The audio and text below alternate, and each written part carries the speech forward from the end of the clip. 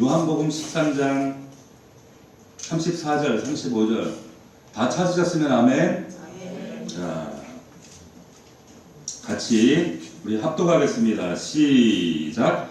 새 계명을 너희에게 주노니 서로 사랑하라. 내가 너희를 사랑한 것 같이 너희도 서로 사랑하라. 너희가 서로 사랑하면 이로써 모든 사람이 너희가 내 제자인 줄 알리라. 아멘. 지상 명령 이와 같은 제목으로 하나님 말씀 함께 은혜를 나누겠습니다. 예수님께서 공생의 사역을 마치시고 부활하신 이후에 제자들과 500여 성도들이 보는 앞에서 하늘로 승천하셨습니다. 마지막으로 이 땅을 떠나시면서 명령하신 말씀이 마태복음 28장 18절에서 20절이에요. 이것을 우리가 지상 명령이다 이렇게 알고 있고, 전 세계 기독교인이라면 이 말씀을 모르는 기독교인은 아무도 없습니다. 이 마태복음 28장 18절 20절 말씀, 이 말씀은 우리가 지상 최고의 지상 명령이다. 우리 한번 찾아볼까요? 마태복음 한번 가봅시다. 마태복음 맨 마지막에 가면 예수님이 부활하신 이후에 승천하시면서 직전에 최후에 하신 그의 말씀이 마태복음 28장 18절, 우리가 알고 있는 지상 명령이라고 하는 말씀이에요. 우리 같이 한번 읽어보겠습니다. 18절부터 20절까지 시작. 예수께서 나와 말씀하여 이르시되 하늘과 땅의 모든 권세를 내게 주셨으니 그러므로 너희는 가서 모든 민족을 제자로 삼아 아버지와 아들과 성령의 이름으로 세례를 베풀고 내가 너희에게 분부한 모든 것을 가르쳐 지키게 하라. 볼지어다 내가 세상 끝날까지 너희와 항상 함께 있으리라 하시니라. 아멘. 지상 명령이라고 부릅니다. 이 지상 명령, 이게 땅 짓자가 아닙니다. 이를 짓자입니다. 가다가 더 이상 갈 데가 없어요. 이제 이를 데가 없다는 뜻이에요. 으뜸 명령이다 라고 하는 것이 지상 명령입니다. 우리가 이것을 지상 명령이라고 부르는데, 그런데 성경 어디를 찾아봐도 마태복음 28장 이 말씀이 이것을 지상 명령이다 이렇게 단정적으로 기록하고 있는 곳이 한 군데도 없어요. 그런데 왜 이것을 그렇게 생각했을까?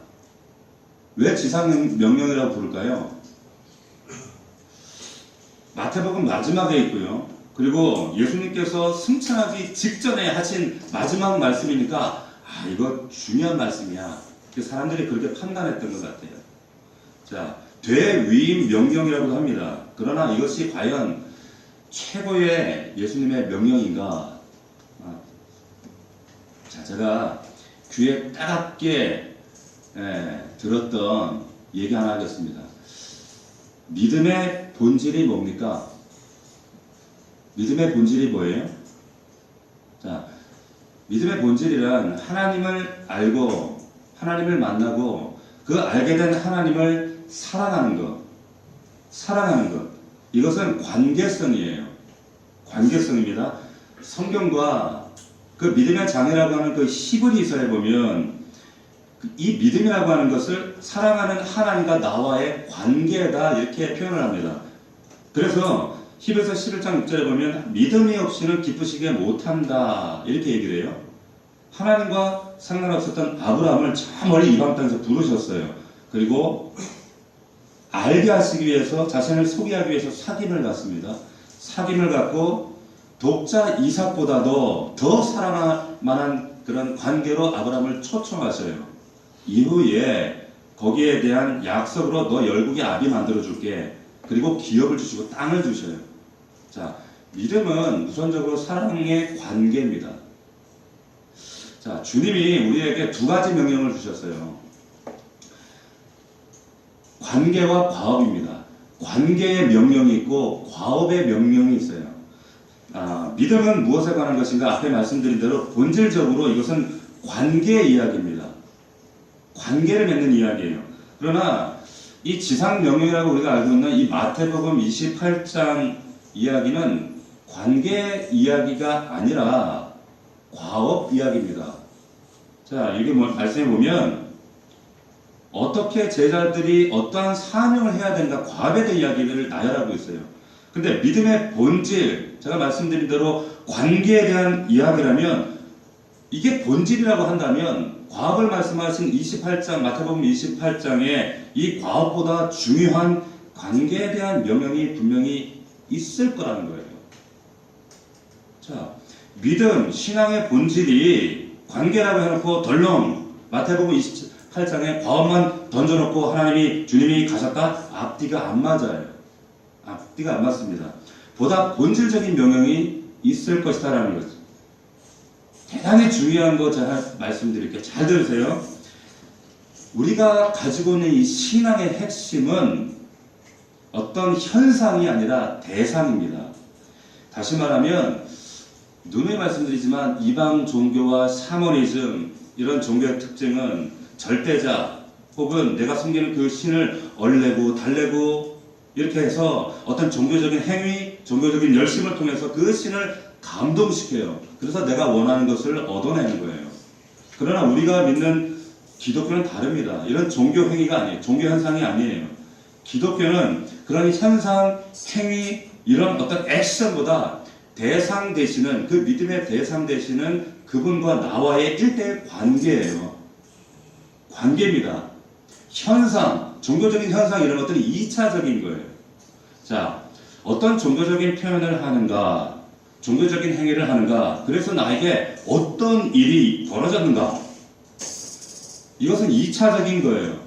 그 신을 위해서 내가 뭘 했는가, 어떤 과업을 했는가, 이것은 핵심이 아니고 과업을 왜 했어? 도대체 누구 때문에 한 거야? 그 대상이 중요하다는 거예요. 이게 기독교의 우선되는 진리의 첫 번째입니다. 자, 그래서 교회 안에서 똑같은 과업을 해요. 똑같은 청소를 하고 봉사를 하고 해요. 그런데 하나님의 평가는 다를 수 있는 이유가 거기에 있는 겁니다. 자, 너는 믿음의 대상인 나 때문에 교회 와서 청소하고 봉사하고 그런 거 아니잖아. 티내려고 했잖아. 티내려고. 어? 아무 의미 없어요. 야, 너 헌금 네가 제일 많이 했더라? 꽝이야. 너 체면 때문에 했잖아. 나 때문에 한 거 아니잖아. 나를 고려해서, 나를 사랑해서 그 믿음의 대상되는 나를 위해서 네 마음 안에 감동으로 쏟아져 나온 그 고백이 아니잖아. 아니. 아무 소용이 없어요. 자, 신앙은 현상의 문제가 아니라 대상과의 문제입니다. 자, 이 말의 뜻을 여러분들이 체험하고 또 체험하셔야 돼요. 그래야 여러분들이 종교적인 신앙생활을 하지 않습니다. 자, 예를 들어보겠어요. 여러분들 지금 머리로는 알겠는데 이게 와닿지 않기 때문에, 자, 예를 들면 제게 아내가 있죠. 제 아내를 만나기 20여 년 전에 만났어요. 저는 그 아내에 대한 환상이 있었습니다. 제가 워낙 찌질하게 삐쩍 말라가지고 54kg 이쪽 저쪽 왔다 갔다 했었거든요. 진짜 그때는 날렵했어요. 제가 샤프했어요. 못 먹어가지고 삐쩍 말라가지고, 그러니까 요리도 잘하고 참 뭔가 이렇게 좀 가정적인 이런 사람 만나야겠다.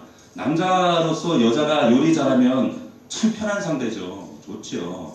그런데 중요한 것은 요리 잘하는 여자가 곧 제 아내는 아닙니다.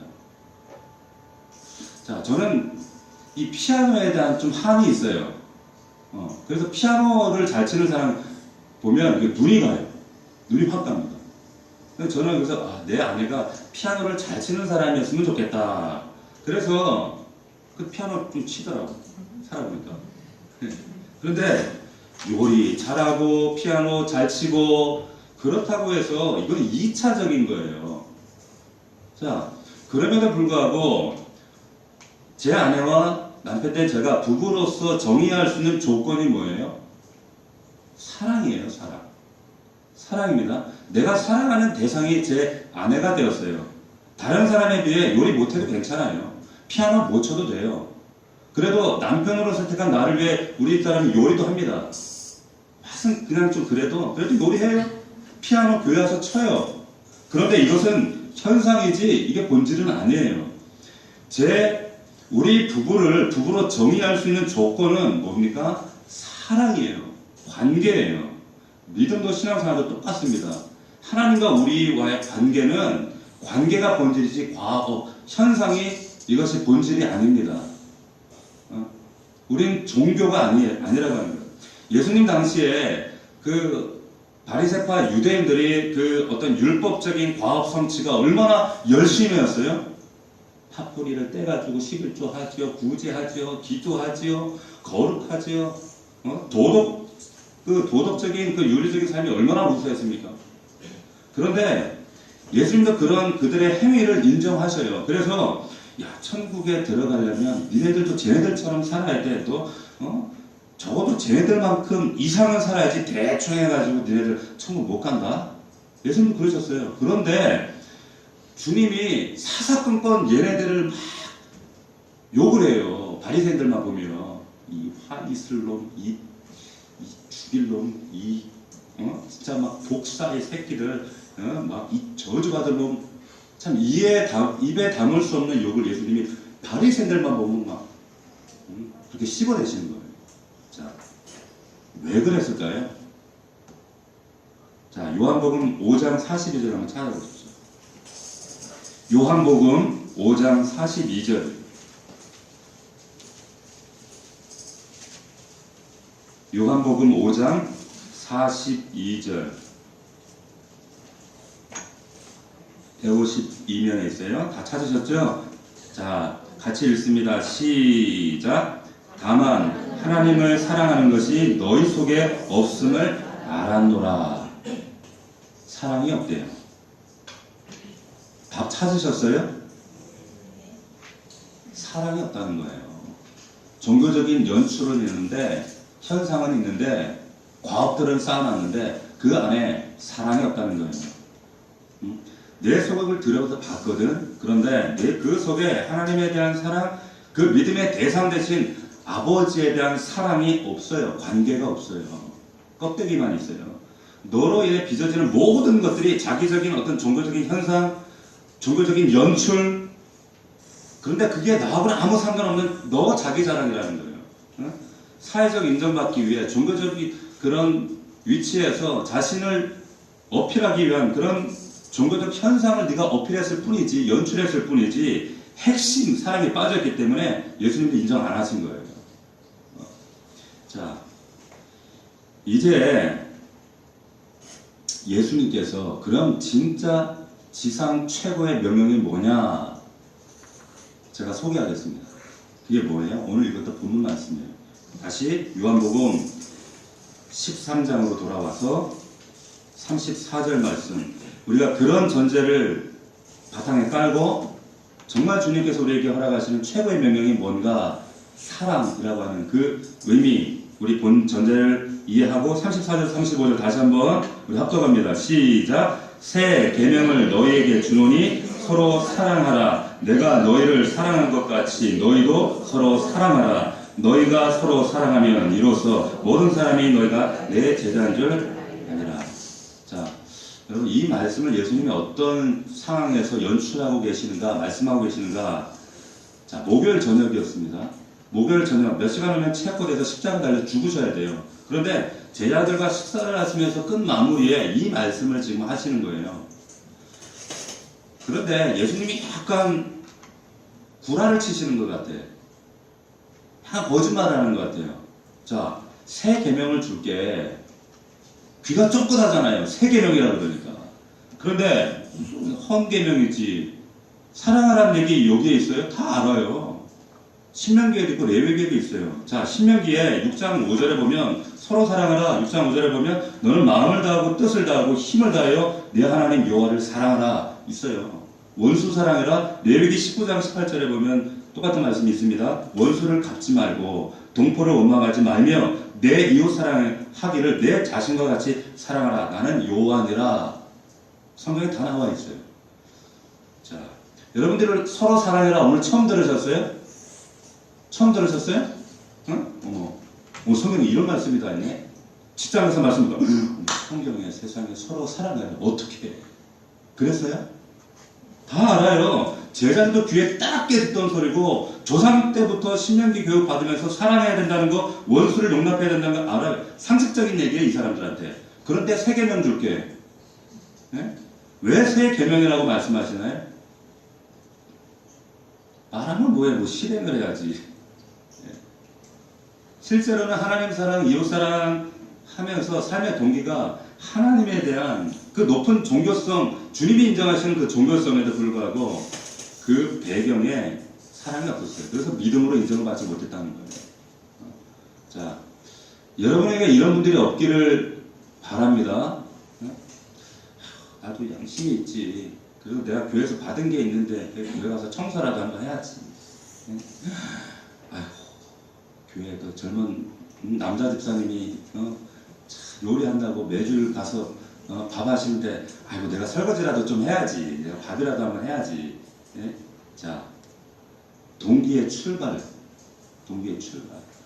양심의 동기지 하나님 사랑 때문에 내 안에 일어나는 사건들이 아니에요. 여러분 잘 이해하셔야 돼요. 하나님을 향한 동기, 사랑의 동기로 우리가 어떤 일을 감당해야 그것이 하나님이 기억하시는 은혜가 돼요. 아니면 바리새인의 의가 되거든요. 자, 사랑하라. 이것이 너무 뻔한 명령인데 예수님께서 왜 이것이 중요한 세 계명이냐? 자, 제가 알려드릴게요. 잘 보세요. 34절 보십시오. 요한복음 13장 34절. 여기 말씀해 보면 어디에 줄을 쳐야 돼요? 어디에 밑줄을 그어야 돼요? 내가 너희를 사랑한 것 같이. 여기에 밑줄을 끄셔야 됩니다. 자, 이게 핵심입니다. 우리가 사랑하지만 세상에서도 사랑해요. 세상에서도 박애주의가 있어요. 그러나 그 사랑하고 우리 사랑하고 달라요. 어설프게 박애주의 가지고 남 구제해주고 도와주는 건 세상 사람도 하는 거예요. 그런데 우리가 하는 사랑은 주님이 하신 사랑이에요. 이게 핵심이에요. 자, 이 사랑이라는 정의를 예수님께서 새롭게 정의를 하시는 겁니다. 요한복음 이 말씀을 하시기 전에, 이 본문의 말씀하시기 전에 지금 어떤 상황이 연출이 되어지는가 하면 요한복음 13장 1절 5절 가보시면 지금 예수님께서 십자가 달리시기 전에 이런 상황이 연출되고 있습니다. 잘 보세요. 잘 들어보세요. 13장 1절입니다. 6월절 전에 예수께서 자기가 세상을 떠나 아버지께로 돌아가실 때가 이른 줄 아시고 세상에 있는 자기 사람들을 사랑하실 때 끝까지 사랑하십니다. 배반자들이 있다는 거 알아요. 자, 2절. 마귀가 벌써 시몬의 아들 가룟 유다의 마음에 예수 팔려는 생각을 넣었더라. 저녁 먹는 중 예수는 아버지께서 모든 것을 자기 손에 맡기신 것과 또 자기가 하나님께로부터 오셨다가 하나님께로 돌아가실 것을 아시고 저녁 잡수시던 그 자리에서 일어나 겉옷을 벗고 수건을 가져다가 허리에 두르시고 이에 대야에 물을 떠서 제자들의 발을 씻기시고 그 두르신 수건으로 닦기를 시작하여 뭐예요? 지금 세족식을 하시는 거예요. 예수님께서 지금 갑자기 세숫대에다 물 담아가지고 허리에다 수건을 두르고 제자들한테 허리를 숙이고 무릎을 꿇고 발을 닦는데 그 먼지 묻은 그 냄새나는 그 무정 걸린 더러운 발들을 막 닦는 거예요. 자, 내가 닦고 있는 이 닦아주고 있는 지금 이 자들이 누구예요? 누굽니까? 예수님 자신에 대해서 나에 대해서 위선자예요. 배반자예요. 예수님도 베드로 발 닦을 때 어떤 마음이 들었겠어요? 배신할 거 아셔요. 다 아셨다니까요. 그런데 닦아요. 자, 13장 14절 말씀에 보면 이런 말씀이 있습니다. 내가 주와 또는 선생이 되어 너희 발을 씻었으니 너희도 서로 발을 씻어주는 것이 옳다. 너희도 씻어주라는 거예요. 서로 배신자인 거 알지만, 위선자인 거 알지만, 나를 팔아먹을 저들인 걸 알지만 아는데 닦는 거예요. 자, 사랑이라고 하는 것은 예수님께서 정의하신 이 세 계명의 사랑이라고 하는 것은 나에게 잘해주는 사람에게 내가 잘해주는 거, 그거 사랑 아니라는 거예요. 나에게 피해주고 나에게 모욕감을 주고 정말 피하고 싶고 절규하고 싶고 그런데 그 사람이 잘 되도록 그 사람을 대우해 주는 거예요. 요한복음 오늘 본문의 말씀 다음에 어떤 일이 벌어지는가 하면 요한복음에는 나오지 않지만 예수님께서 떡을 돌리고 잔을 돌립니다. 그리고 자신이 십자가에 죽으실 것을 이제 나 죽을 수밖에 없다는 것을 예표하셔요. 나 죽어. 말씀하세요. 그럼 몇 시간 뒤에 진짜 체포되셔서 새벽이 되고 날이 밝자 십자가에 달려 죽으세요. 이 베드로와 가룟도와 이 배신자들 때문에. 배신자들을 위해서. 자, 배신자들의 발닦기 그리고 배신자들을 위해서 십자가에 매달리기 요 사이에 오늘 우리가 읽었던 요한복음 13장 이 본문이 자리하고 있는 겁니다. 이 두 사건 사이에 오늘 이 세 계명이 있어요. 내가 너희를 사랑한 것 같이 너희도 서로 사랑해야 돼. 너희도 이렇게 사랑해야 되는 거야. 그래서 세 계명입니다. 여러분 그렇게 하실 수 있어요? 자, 예수님께서 부활하신 이후에 제일 먼저 가장 뭘 하셨는지 아십니까? 제자들 찾아가셨어요. 배반자들 찾아가셨어요. 찾아가셔서 여러분 같으면 누가 나를 죽였는데 여러분들이 환생했어요. 환생했는데 여러분 어떻게 하겠어요? 다 죽었어 이것들. 만나기만 해봐. 네? 이러지 않겠어요? 다 죽었어. 근데 예수님이 찾아가요. 용서의 메시지를 전하고 싶은 거예요. 화해하고 싶으신 거예요. 회복시키기 원하시는 거예요. 이 배반자들을. 그리고는 이들을 끌어안아요. 왜? 그래야 믿음이 회복되거든요. 믿음의 본질은 관계라고 했거든요. 제가 말씀드렸죠. 관계가 회복이 돼야 이 믿음이 회복이 돼야 다음에 과업을 맡을 수가 있어요. 자, 너희들 진짜 나를 믿음의 대상으로 갖기를 원해?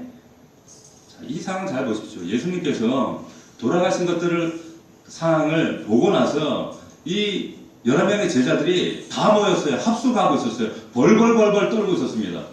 그런데 예수님이 짜잔 하고 문도 안 열었는데 부활하신 예수님이 눈앞에 딱 나타나는 거예요. 집 앞에. 예?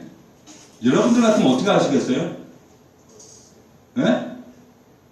얼마나, 자, 이런 거예요. 예를 들어서 어떤 불효자가 속삭이고 그러다가 예고 없이 아버지가 돌아가셨어.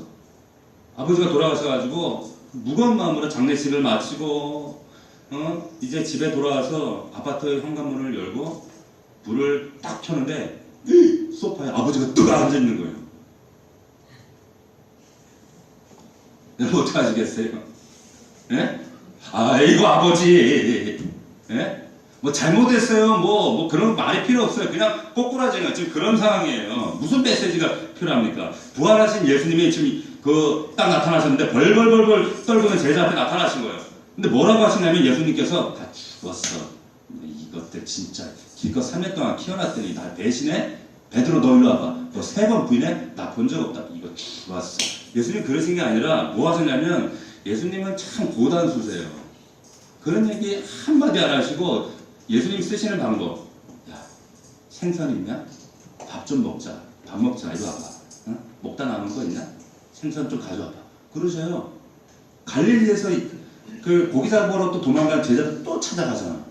나 같으면 안 가는데 또 찾아가요. 가셔갖고 와, 야 생선 잡은 거 좀 갖고 와. 야, 그 숯불에다 좀 올려봐. 야 먹자. 야, 아침인데 시장하지 먹자. 말 한마디도 않고 그걸 드시는데 그걸 잡수고 계신데 제자들이 그걸 바라보는데 그 심정이 어떨까요? 이게 코로 들어가는지 입으로 들어가는지 자동적으로 주님 잘못했어요. 용서해 주세요. 자동적으로 그렇게 되지 않겠어요? 네? 자, 바로 그 찾아간 그들을 그렇게 회복을 시키세요. 그리고 나서 베드로에게 뭐라고 말씀하시는 줄 아세요?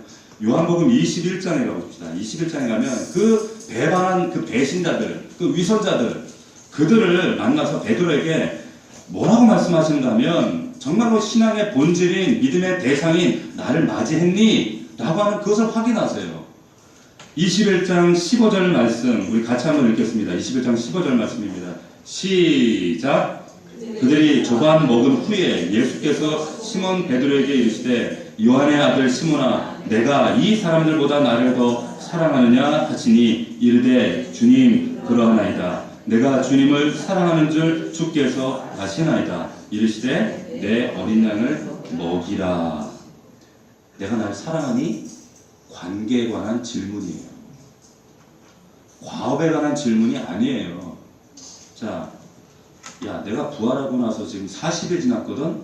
너 40일 동안 몇 명 전도했어? 너 몇 명 제자 삼았어? 어? 너 몇 명 세례줬어? 너 몇 명이나 가르치고 지키게 했어? 마태복음 28장 19절 20절 말씀을 한마디도 안 하세요. 이게 지상 명령이라면 이거 확인해야죠. 그 말씀하시는 것이 아니라 너 나 사랑하니?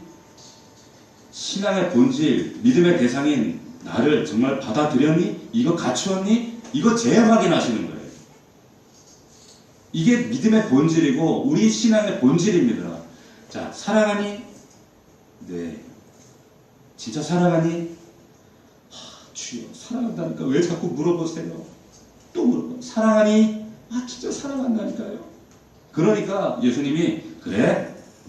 왜 자꾸 물어보세요? 3-3번. 너도 3번 부인했잖아. 나도 3-3번이야. 그러면서 그러면 너도 이제 내 양 먹여. 그러시잖아요. 관계를 회복하고 나서 과업을 주시는 거예요. 바리새인들은 이게 뒤바뀌었어요. 그래서 바리새인들을 책망하신 거예요. 자, 하나님을 향한 우리 사랑의 동기가 없는 교회 봉사라든지 헌신, 이건 하늘나라에 전혀 쌓이지 않습니다. 하나님 나라에 하나님은 이것을 의로 여기지 않으세요. 너의 열심이지. 자, 왜 요한복음 13장 34절 35절 이것이 이 그리스도인들 우리에게 주신 새 계명이고 이것이 왜 지상 명령인가 아시겠어요? 자, 여러분이 이것을 꼭 기억하시길 바랍니다. 이 본문 말씀이 되어지면 마태복음 28장 우리가 지상 명령이라고 알고 있던 제자 삼아라 이거는 그냥 저절로 나타나는 현상이 되는 거예요. 저절로 되어지는 거예요. 이게 안 되면, 본질이 안 되면 현상은 따라오질 않습니다. 사랑이라고 하는 동기가 없이 행해지는 모든 것들 하나님은 기뻐하지 않으세요. 제가 아는 어떤 집사님이 갑작스럽게 시한부 선고를 받았어요. 제가 오래전에 했던 교회 집사님이었습니다. 근데 그때 당시 우리 교회 기도원이 있었는데 이분이 얼마나 기도원에서 헌신적으로 일하시는 분인지 몰랐어요. 그런데 딱 시한부 선고를 받으니까 이분이 기도원에 가서 더 열심히 하는 거예요. 주님 만나려고 멀지 않았다. 더 열심히 하는데 이분의 참 열심은 좋은데 뭔가 하면 자꾸 그 식당에서 사람들하고 싸워요. 자꾸 싸워. 그게 얼마나 식당이 덥고 참 사람들이 말이 많은 거. 국이 짜니 뭐 물이 많니 정리 싸움이 많은 곳이에요. 그러니까 그게 식당 그 안에서 자꾸 사람들 부딪히는 거예요. 그런데 그분이 저에게 직접 그러시더라고요. 어느 날 갑자기 하나님께서 기도하는 중에 꿈에 기도하다 잠이 들었는데 꿈에 하늘나라에 본인이 올라갔는데 보니까 자기 집이 있더라는 거예요. 다른 사람 집은 다 아름답게 있는데 본인 집이 벽이 막 허물어지고 있더라는 거예요. 한쪽은 막 허물어져 있고. 그래서 아니 주님 내가 이래봬도 기도원에서 이렇게 열심히 하고 그래도 내가 교회를 몇십 년 다니고 그랬는데 왜 우리 집이 이 모양이에요? 하나님이 막 따졌다는 거예요. 따지니까 어떤 모습을 보여주시냐면 그 기도원에서 싸우는 모습을 보여주시더라는 거예요. 네 동기가 사랑 아니잖아. 너 종교적인 연출이야. 그건 너 의야. 아무 의미 없다라는 거예요. 그 얘기 하시는 게 아직도 지금 기억이 남아요. 근데 성경에 하는 얘기도 그 얘기입니다. 사랑의 동기가 아닌 것은 다 바리새인들의 의예요. 자, 우리가 요한일서 3장 10절 한번 가보겠습니다. 요한일서 3장 10절 390면에 있습니다. 신약성경. 우리가 어떻게 그러면 사랑해야 되는가를 이제 함께 우리가 한번 고민해 보겠습니다. 요한일서 3장 10절에 보면 390면에 있어요. 요한일서 같이 읽어봅시다. 시작. 이러므로 자녀들과 마귀의 자녀들이 드러나나니 무릇 의를 행하지 아니하는 자나 또는 그 형제를 사랑하지 아니하는 자는 하나님께 속하지 아니하니라. 자, 교회 안에서 행하는 모든 교회가 사랑해야 된다는 말씀드렸어요. 아니면 다 이건 건조한 사회활동하고 다를 바가 없어요. 그냥 박애주의예요. 자, 어떻게 해야 되는가? 내가 너희를 사랑한 것 같이 예수님이 이 배반자들, 이 위선자들 발을 씻겨주고 그들 때문에 뻔히 알면서도 십자가에 달리신 것처럼 너희들도 이렇게 이 말씀을 이루어야 돼. 내가 너희를 사랑한 것 같이 형제를 이렇게 사랑해. 어떻게? 여기 나오는 이 본문에 형제는 호족상의 형제가 아니에요. 교회 공동체예요. 여러분들 옆에 있는 형제 자매들입니다. 이들이 우리 형제예요. 자, 우리 옆에 계신 분들에게 예수님처럼 당신 사랑하겠습니다. 시작. 왜 째려봐요. 같이 하라니까. 네? 자,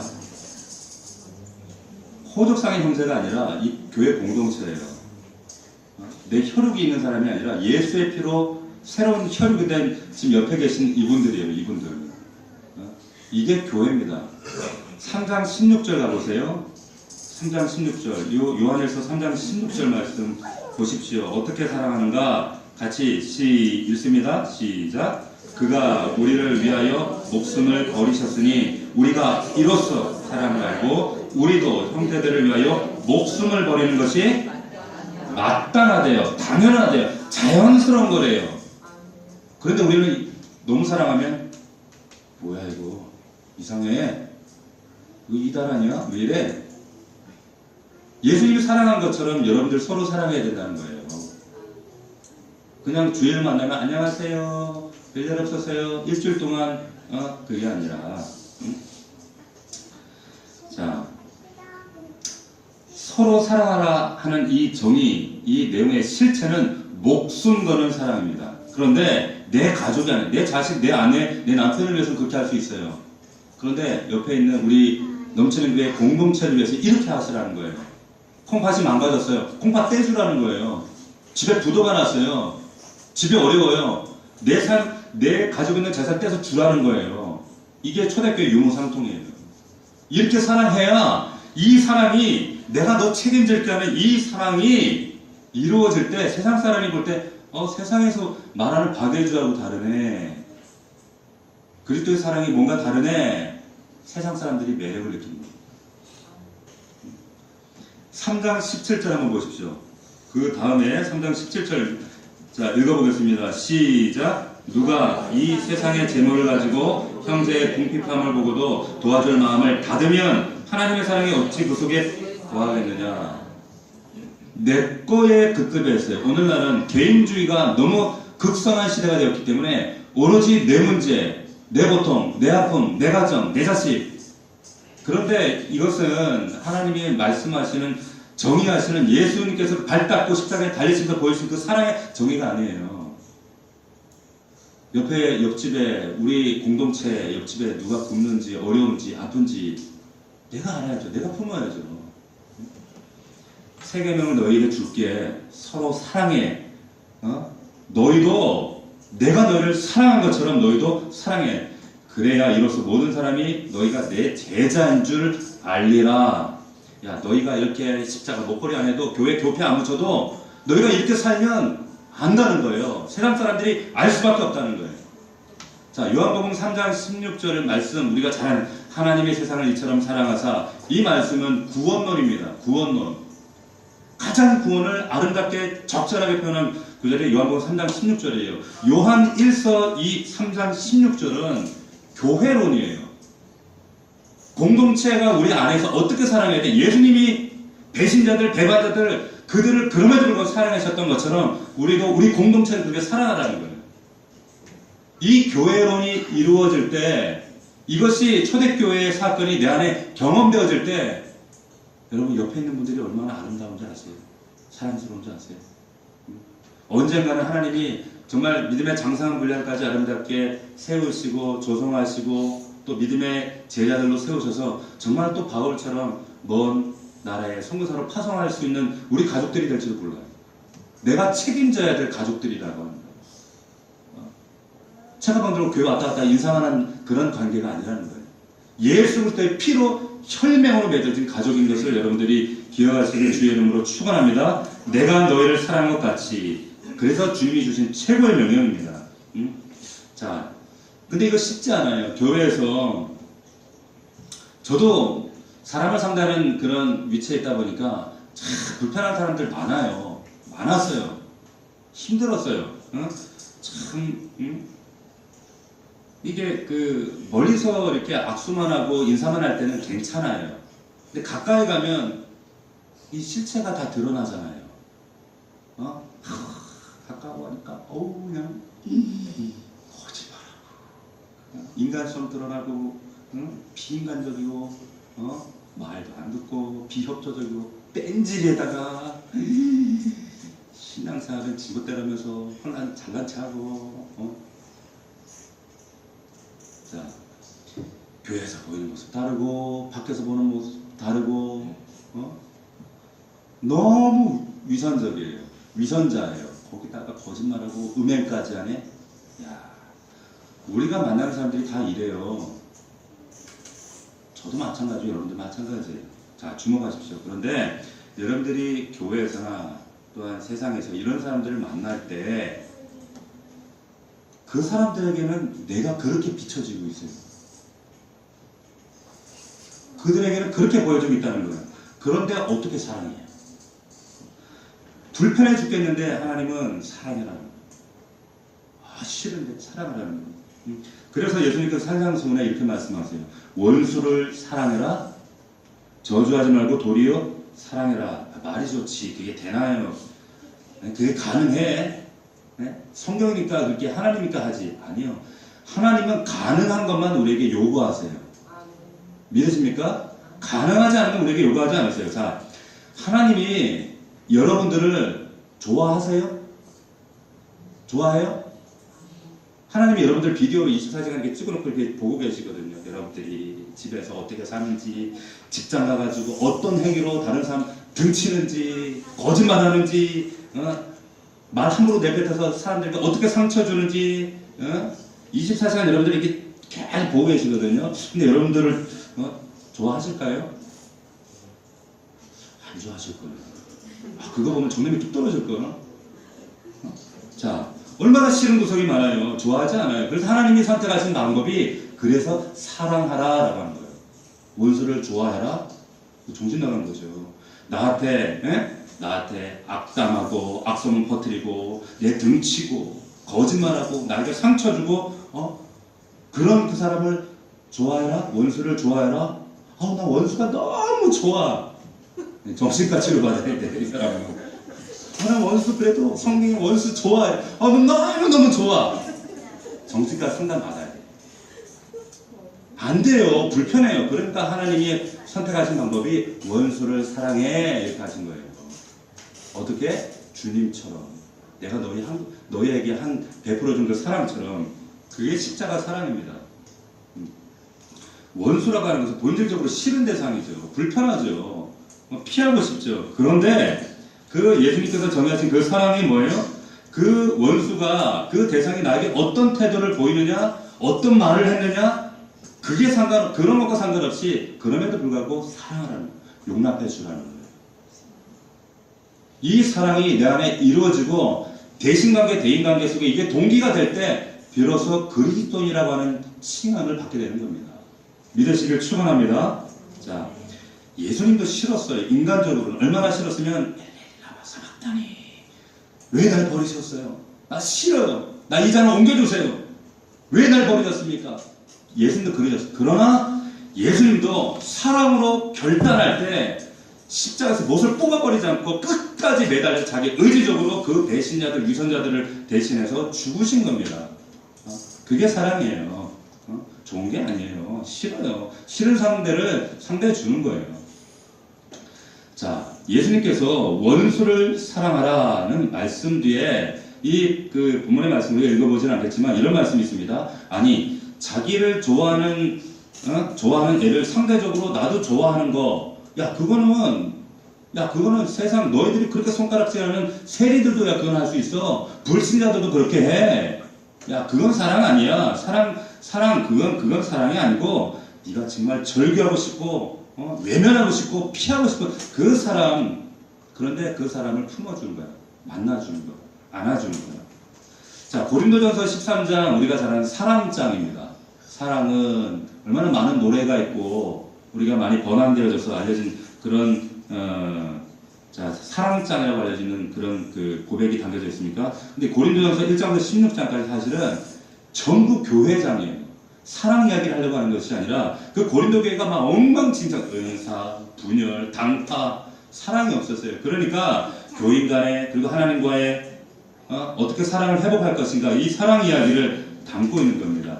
제가 이 고린도전서 13장을 공동 번역 성경으로 제가 한번 읽어드릴 때 다시 한번 여러분들 잘 귀를 열어서 묵상해 보시기 바랍니다. 한번 잘 들어보세요.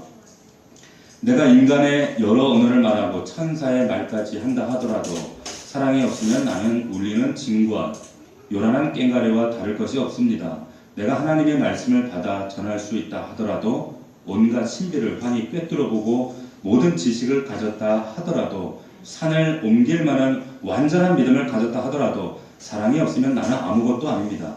내가 비록 모든 재산을 남에게 나누어 준다 하더라도 또 내가 남을 위하여 불 속에 뛰어든다 하더라도 사랑이 없으면 아무 소용이 없습니다.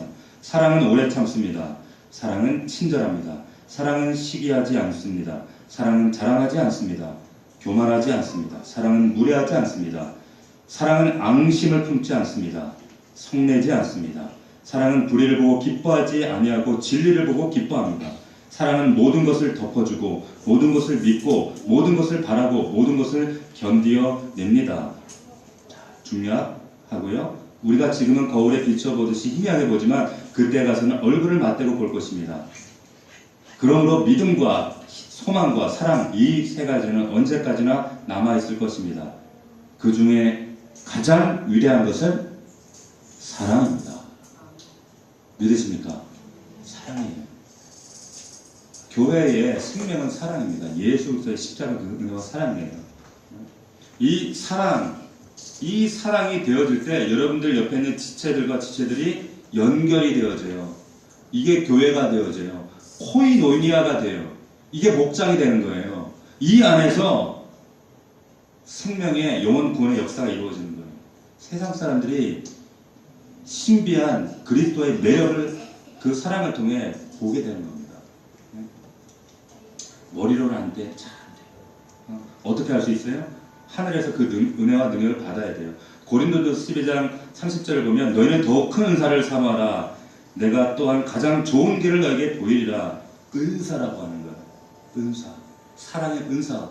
이 은사를 달라고 간구하시고 사모하시기를 주의 이름으로 축원합니다. 12장 고린도전서 12장은 방언, 예언, 막 신비한 기능의 은사들을 많이 이야기를 합니다. 고린도 교인들이 근데 그것을 오용했어요. 이거 가지고 자기 자랑하고 분열하고 분열의 그런 도구가 되었어요. 야 너희들 그러려면 하지 마. 그러면서 31절에 더욱 큰 은사 사랑을 사모해야 돼. 사랑의 본질이야. 말씀하세요. 여러분 과업의 사람이 아니라 종교적인 현상을 쫓는 사람들이 아니라 사랑의 사람 될 수 있도록 하나님 나에게 그 은사 주십시오. 기도할 수 있는 여러분들 되기를 주의 이름으로 축원합니다. 여러분들이 자식들을 사랑하는 그 분량만큼 옆에 있는 우리 교회 공동체를 사랑하셔야 돼요. 목숨 거는 사랑이에요. 그게 교회론입니다. 교회예요. 그것이 넘치는 교회가 세상의 수많은 교회들과 구분되어지는 명확하게 구별되어지는 특징입니다. 과업에 대한 명령 이전에 관계에 대한 명령을 하셨어요. 이것은 오늘 본문의 새 계명입니다. 지상 명령이에요. 진짜 명령이에요. 이게 본질입니다. 볼성사나운 사람을 그냥 품어주고 꼴뱅이 싫어 나에게 악담하고 나에게 뒤통수 쳤던 그 사람 그런데도 사랑하라는 거예요. 여러분이 아무리 위대한 업적을 교회 안에 교회 밖에 해도 이 사랑이 없으면 아무것도 아닙니다. 새 계명을 너희에게 주노니 서로 사랑하라. 내가 너희를 사랑한 것 같이 너희도 서로 사랑하라. 너희가 서로 사랑하면 이로써 모든 사람이 너희가 내 제자인 줄 알리라. 기도하겠습니다.